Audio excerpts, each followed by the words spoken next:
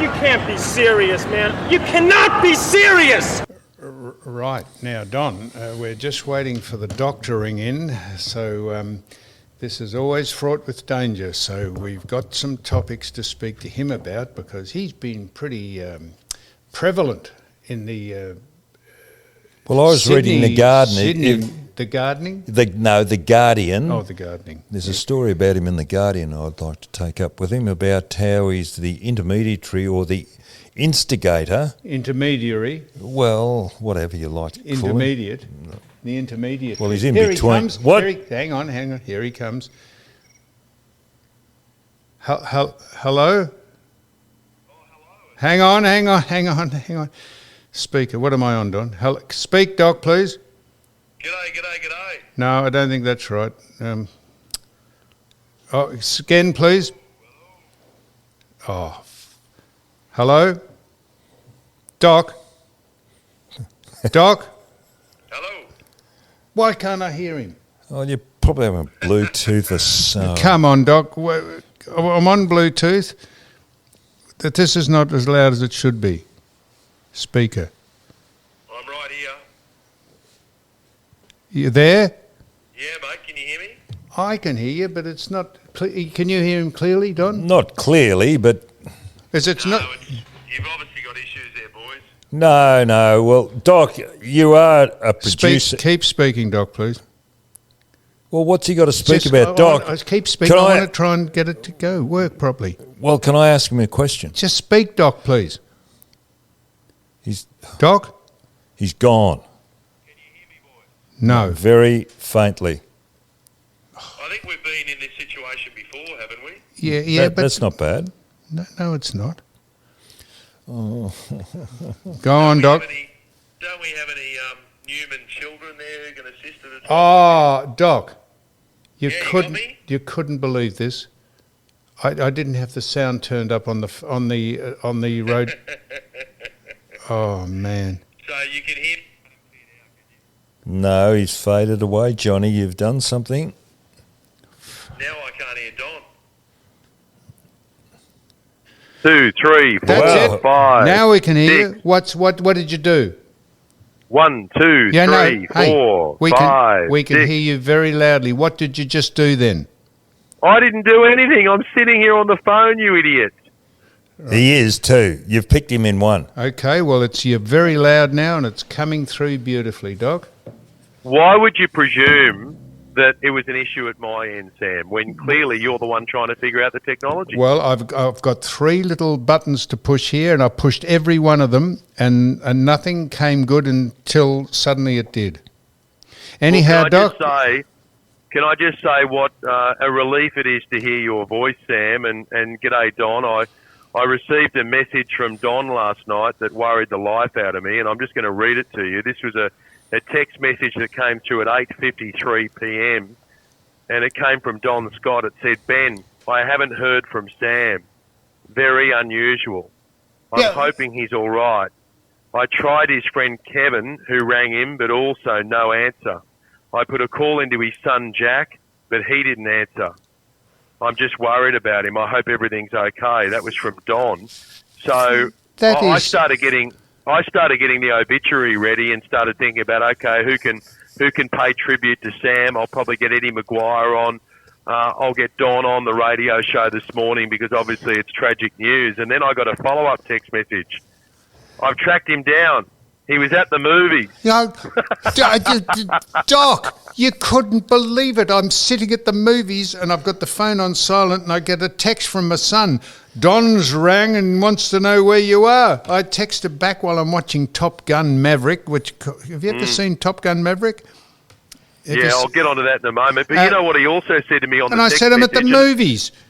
But, Don, I want you to jump into this because you also finished your follow-up text message by saying, I thought he could have been dead at home. Yeah. Well, I was a little worried.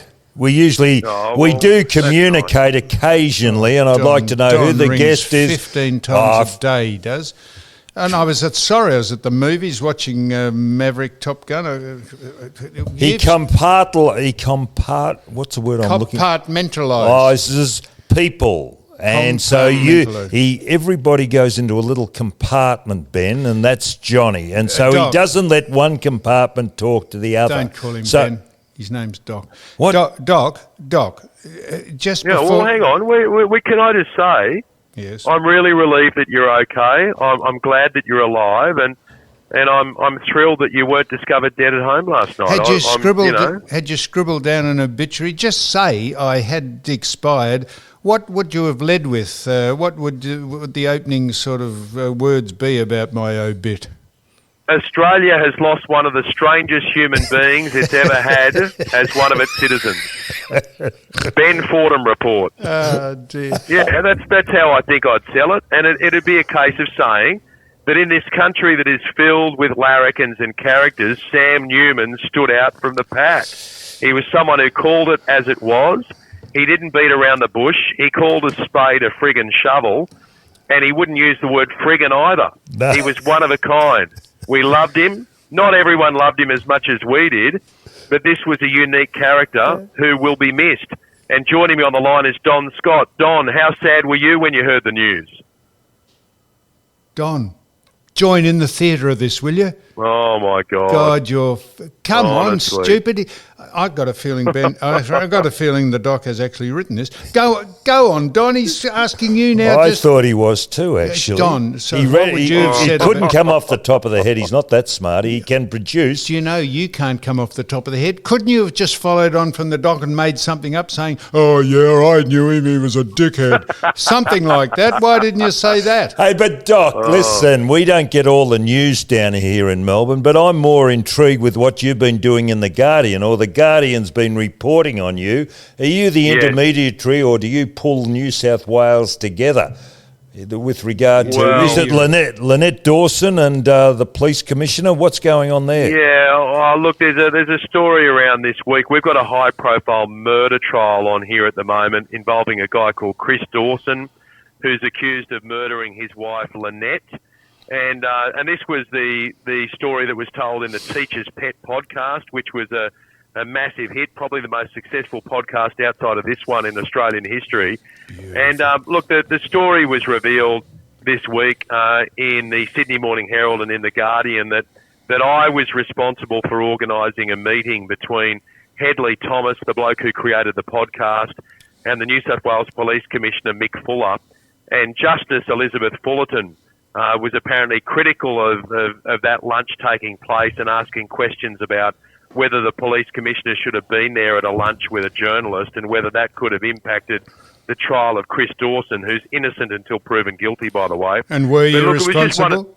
Yeah, well, look, I was responsible because what had happened, I was listening to this podcast and I was thinking to myself, you know, Hedley Thomas has got this new information here about this case. Police should be talking to him, and police were refusing to talk to him.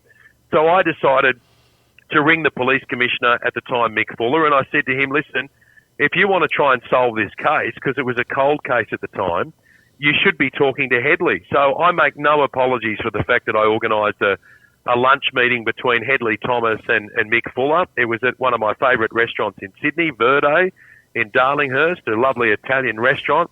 And I went to the lunch as well, and I sat the two of them down and I said, look, there's one thing that you both have in common. You both want to solve the case of what happened to Lynette Dawson. You're the police commissioner. You're the investigative journalist. So why don't the two of you share some information and see where it goes? And as history shows, Chris Dawson is now on trial for murdering Lynette Dawson. He's innocent until proven otherwise. So I make absolutely no apologies for organising that meeting because I think it was a crucial step along the way. Okay, so when did you? What I couldn't get out of the article, when did you set the meeting up? Oh, it was a number of years ago. Yeah, okay. So why is it? That's my next question. Why did it go quiet? If you set it up a number of years ago, why has there been a lull until about now?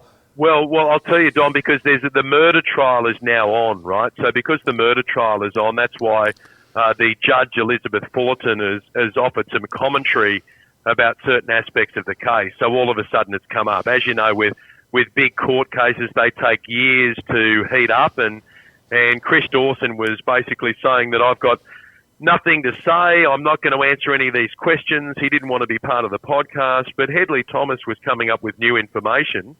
And obviously it was enough that police then decided that there was enough evidence to suggest that he may have questions to answer as to what happened to his wife's disappearance and presumed death. And now he's up on a murder charge. And what was fascinating about this case, this guy, Chris Dawson, was a school teacher in Sydney, and he fell in love with one of his students. So when Lynette Dawson vanished, one of his students then moved into the house, and he ended up marrying her. So it's one of these very, very bizarre cases, and I'm going to say it again because we don't want anyone landing in any legal strife, but he is innocent until proven guilty, and it's a big murder trial going on at the moment. And Hedley Thomas, I think, is one of the best journalists in the country, and he's put a lot of effort into this. So what, is he still with? Is he still with the student? No. That ended. She ended up running away from him, and she's now giving evidence in the court case. And I should probably leave it there because I don't want to get us in any trouble. No, because he's innocent until proven guilty, Doc. Yeah, as we all are, Sam. We're all innocent until proven guilty. And I know that you've been accused of all sorts of things. Oh, and horrendous things. have you ever been found guilty on any, or you're always innocent? Been found guilty on them all. Now, Yeah, well, that's Doc. fair enough. Now, Doc. Yeah. I don't know if you've fallen for this hoax that is the electric vehicles or climate change or the Green New Deal, but unless we adopt the nuclear power industry, you have said that there is danger of prisoners, could you believe it, freezing to death in prison because there's going to be a power outage. Does it matter if prisoners freeze to death? There must have been a misprint in one of those articles because I was talking about pensioners freezing to death. But look, prisoners could freeze as well. But look, you pensioners. said prisoners. No, pensioners. Oh, pensioners. Oh, But you look, can't read. The bottom line He is put prisoners. that we have got a major problem at the moment as far as power is concerned. And the crazy thing here is, boys, this has been on the horizon for years because... And there's a great quote that someone said to me on the radio show recently where they said, you don't jump off the boat until you've reached the shore. So we know that renewable energy is making up more of our energy grid, but it's only about 30%. The bulk is from coal and gas. We're too piss weak to do anything with nuclear energy. So all of a sudden we've scaled back coal, we've scaled back gas, we sell all the gas to overseas. And now we're being told in Sydney, and this is as of tonight, we're being told at 8 o'clock tonight, there's a chance that load shedding may happen. And that means that they come to us and say, look, we're going to have to turn off the power in your suburb because there's not enough to go around. I mean, fancy being in a situation where we live in Australia, where we've got all of these resources under the ground. We've got gas, we've got coal, we've got more uranium than anyone else in the world, but we're too bloody scared to use it. Because people have been saying, oh, no, you're going to wreck the planet, even though I think our emissions make up about 1.2% of world emissions. I mean, it's just crazy. And now I've got pensioners who are ringing me. They're ringing me saying, so if the power goes off, that means the lights go off. That means the heating goes off. That means there's a danger, and there is a real danger that people are going to freeze to death. I mean, it is absolutely crazy. Well, and it's a major wake-up call to a lot of the politicians, some of whom have just been voted in Canberra, who all of a sudden they're saying, oh, you know what, maybe we need coal after all. Yeah, but Doc, if you go, and I've just done the exercise because I felt guilty about the coal situation of having solar connected, it's an expensive exercise, and selling it back to the grid, you get nothing for it. I think it's about 6 cents or something. They're reselling it for about 40 odd cents. It's just not an economic exercise, and the battery for storage they're just not up to standard at this stage. No, well, I mean, the batteries cost you a bomb. And about $10,000 at the moment. Yeah, and what happens when we go all electric cars? They want all the cars to be electric, right? So then you've got to power the electric car. So how do you do that? That requires electricity. Well, it's electricity. We're That's supposed right, to plug but into the electricity grid. That's right, and where are you going to get the electricity from?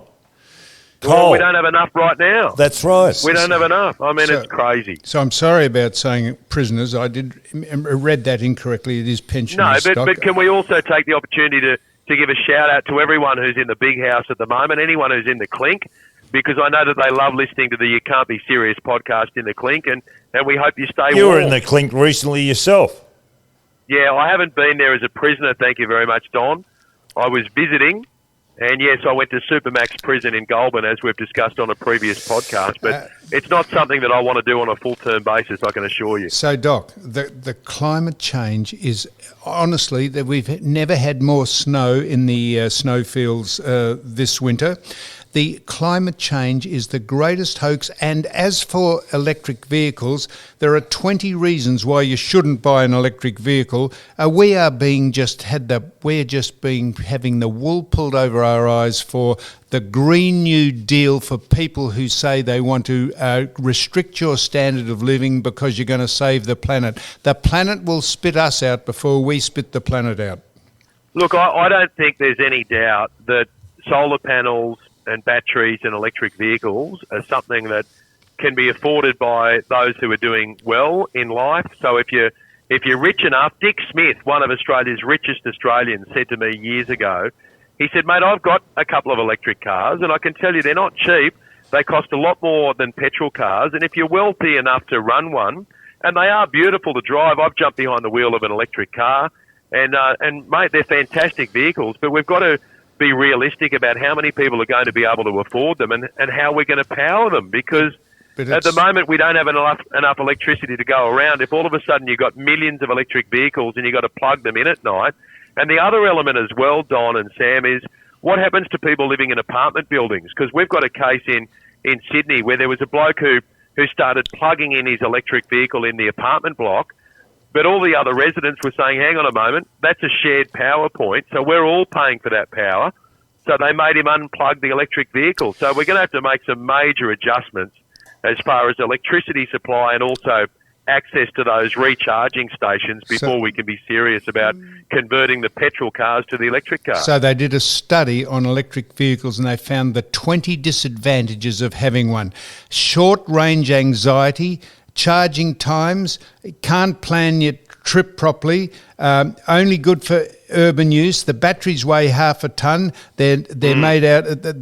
You can't reuse them. They're too expensive. The repairs, if you have a prang, there's only qualified electricians that can repair them. They're too heavy. They don't work in cold. They don't work efficiently in cold temperatures. They have a low top speed. If you put too many people or loads on them, the distance is reduced significantly. You can't resell them. They have no resale value. It is a hoax. Well, just on anxiety, can you imagine with all the anxiety issues that Don has, imagine he also had the anxiety of not being able to go the distance in an electric car. That's right, and planning your trip. You fancy having to pull in and take your turn for 3 hours to wait to plug in. It is a joke, and we just... and look, we will be there one day, right? Let's not kid ourselves. One day they will make up a large chunk of the cars on the road, and one day renewable energy will make up a much bigger chunk of the power that's provided to Australia. There's no doubt about that. But I go back to the original statement, and it wasn't mine. It came from one of my listeners. You don't jump off the boat until you've reached the shore. And what we're doing is we're jumping off the boat before we've reached the shore, and we all know what happens when you do something like that. Just on cars, Sam, how many do you own at the moment? Yeah, I have 3 old cars. What do you got? I have a 1959 Cadillac. Ooh. I have an E-Type Jaguar, and I have a Boss 429 Mustang. And that's for sale. Are you interested, Ben? Why do you ask, Doc? Is one for sale? Yeah, well, he's got the Boss for sale. And hang on, you've got a couple of $500,000. You've got a couple of What others. do you want for it? $500,000. What do you want for it? He wants $500,000. $500,000? Yeah. You can't be serious. Tell him he's dreaming. No chance. That's cheap. If you actually $500,000. Doc, Yeah, for the boss. Doc, if you Google a Boss 429 Mustangs and see what they sell for in the States, you'll find that that's cheap. I've just Googled it. I can get one for $211,000. You're Thank you very dreaming. much. You're dreaming. You can't, you might be able to get one, but it'd be half a car. They sold one in the States last month for $480,000 American dollars, which I think is about 650 Australian. Wow. And tell me, how did episode 1 go today, Don? Was it good? Oh, now we're a little bit confused. No, we're not. We are. We don't know where to put the shout-outs. Oh, Doc, you got to listen to episode 1. We just said that we've been completely reorganised and couldn't have happened soon enough. The Doc has come in with a sweeping change to the format, and it went like it just went tickety-boo, Doc. Oh, well, that's good. I mean, it's a bit like in a newspaper. If you're going to have the letters to the editor, which are like the shout-outs, you don't have them on the front page. You want to get into the meat and potatoes, and you can save some of those shout-outs for dessert. So that was just my little bit of feedback. I was fantastic. I hope you listen. I listen to every episode, you know what I mean? And most episode 1s are made up of you two arguing with each other about who's sitting close to the microphone, talking over the top of each other, giving shout-outs to people whose names you can't remember. So I just wanted to offer just a little bit of production advice. Mate, you listen to the first episode, you'll be absolutely gobsmacked and chuffed. We mentioned... You know what? I've got another idea as well. Sorry, you mentioned what, Sam? What did you go through? We went right through your topics, although I know you said you didn't want to take credit for giving them to us, but we gave you credit and we spoke about all your topics, and we only gave a quick shout-out at the end, and we followed your format absolutely to the letter. We haven't had such efficiency since Rod Law left. Oh dear God. Hey, there's something on the horizon too. I'm just teasing. I'm teasing. Just listen. It could be rumour file stuff, this. Is it going to be front page? Phoebe squared will be on this. I've got an idea for the podcast as well, and I encourage anyone listening to this right now to contribute. What I think should happen is anyone who listens to this podcast who's fascinated by Don and Sam and their opinions and their views on the world, what you should do is you should leave questions at the bottom of Sam's social media sites on Instagram or Twitter or anywhere else. So if you've got questions to ask, it might be an issue that's at play at the moment in the community or in the world, or it might be, one of life's great mysteries. So you might just need some life advice. For example, I've got a friend, Riley, who's just fallen in love with a bloke called Luke. And Riley just said to me the other day, she said, look, hang on. You wait. Hang on, Riley. Yeah. Riley is what, female? Riley's female, right? She works with me on the radio show. And she's with she's Luke? 20. Yeah, she met a bloke called Luke. They met in Bali recently. He's an Aussie bloke. And anyway, they're absolutely smitten. And then Riley just said to me a couple of mornings ago, she said, hey, how long should you wait until you tell someone you love them? Questions like that I think that the young people of Australia would be able to put to Sam and Don.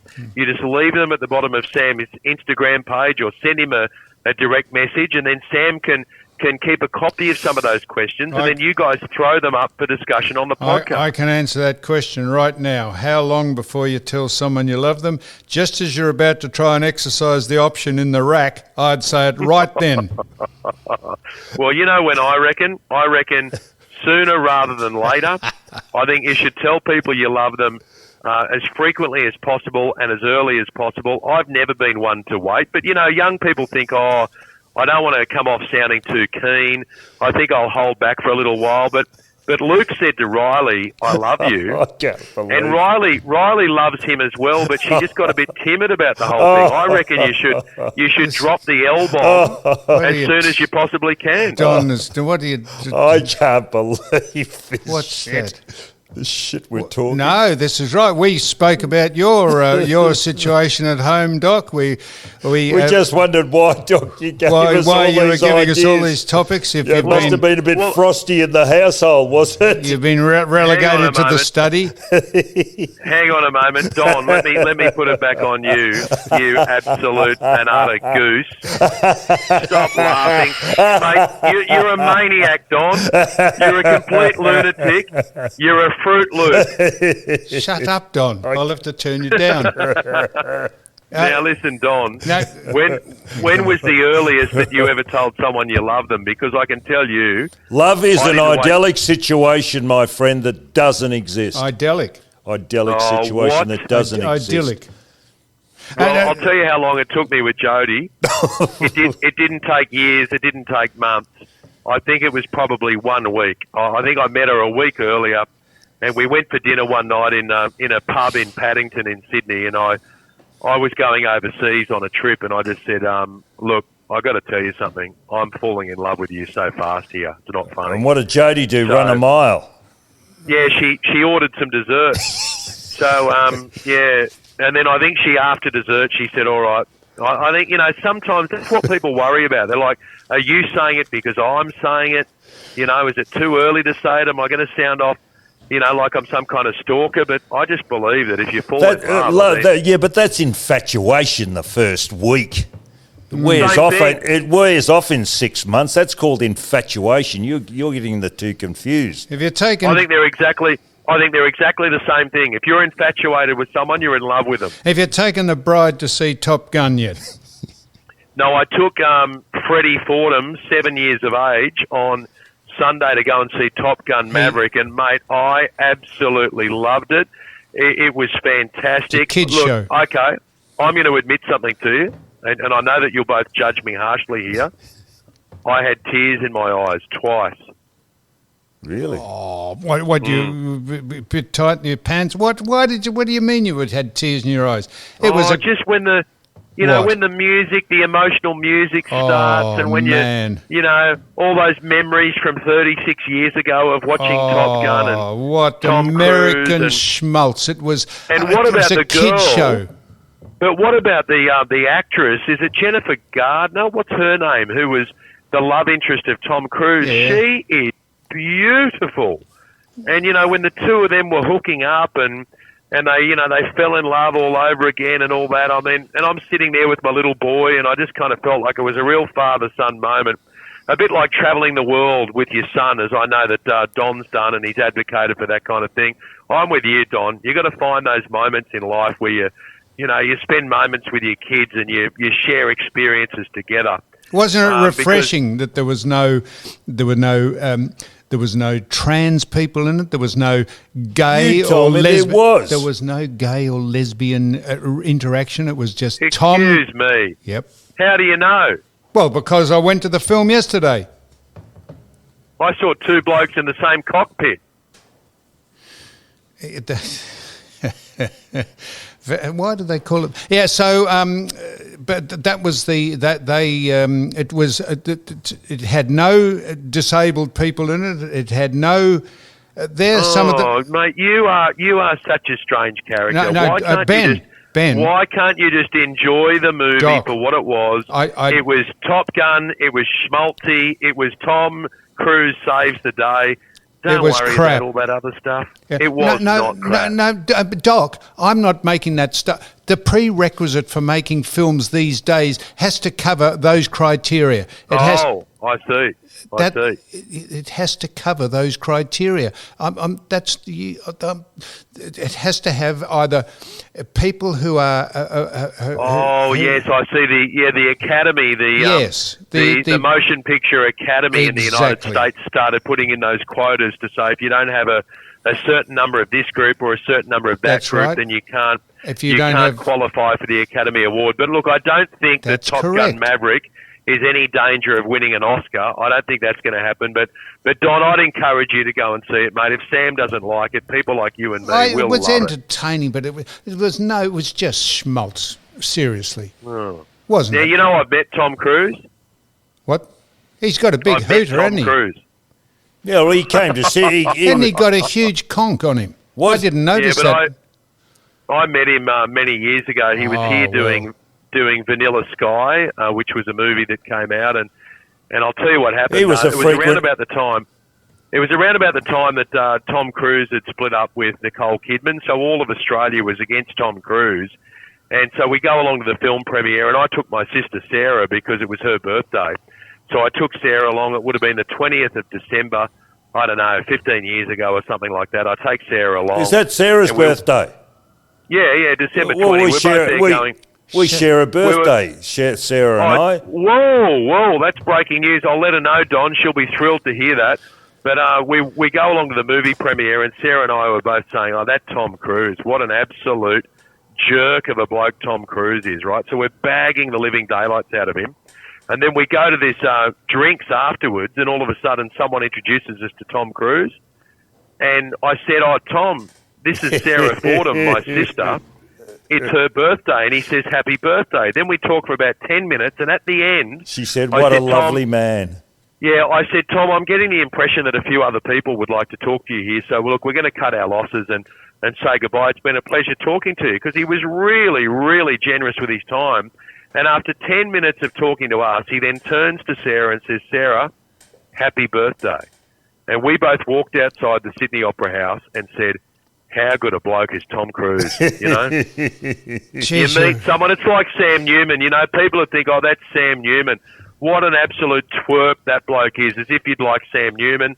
And then they meet him and they realise he's just a teddy bear, a lovely bloke, and thank God he's still alive. Now listen, Doc. Thank you, Doc. Can I ask him a sensible question? I want his opinion. Yes, you can. I want to know about the Teals. Do you think they're going to do anything in Parliament? You know, they were all the talk and they were going to have balance of power. What is their objective, and what are they going to do for the next 3 or 4 years? All right. Well, look, I'm going to teach you something else about production values here. We'll answer that question next week or in 2 weeks on You Can't Be Serious. Good on you, Doc. Thanks a lot, mate. Love you, boys. All the best. Bye-bye. Rest in peace. Bye-bye. Well, there we are. I presume he's off. I can't tell if he's off or not. Well, he's hung up. Well, that doesn't necessarily mean that he's off. Well, turn your phone off. I've turned my phone off. All Good. right. Well, Don. Talk. There we are. So the Doc's in, and now the Doc thought I was trying to be disingenuous or politically incorrect by saying that those people weren't in that movie. He thought I was... but the prerequisites for winning an Oscar these days are from the Motion Picture Academy is that you have to have... Okay, this is the third time I've heard it today. But I'm just... Because if you say that, people say, oh, what are you, against all these people? You made your point earlier. I was just saying that movie didn't have any of those in it, so it wouldn't be up for an Academy or an Oscar, because that was their guidelines. You had to have all those different groups in it. So there we are. And he hasn't just rung me back, has he? I don't know if he's just rung me back. Anyhow, Don, so that's it for... Episode what? I don't know where we're up to. Anyhow, what have we got? Anything else to say? Now we've got a very good interview coming up with probably one of the most eminent people that you and I have met.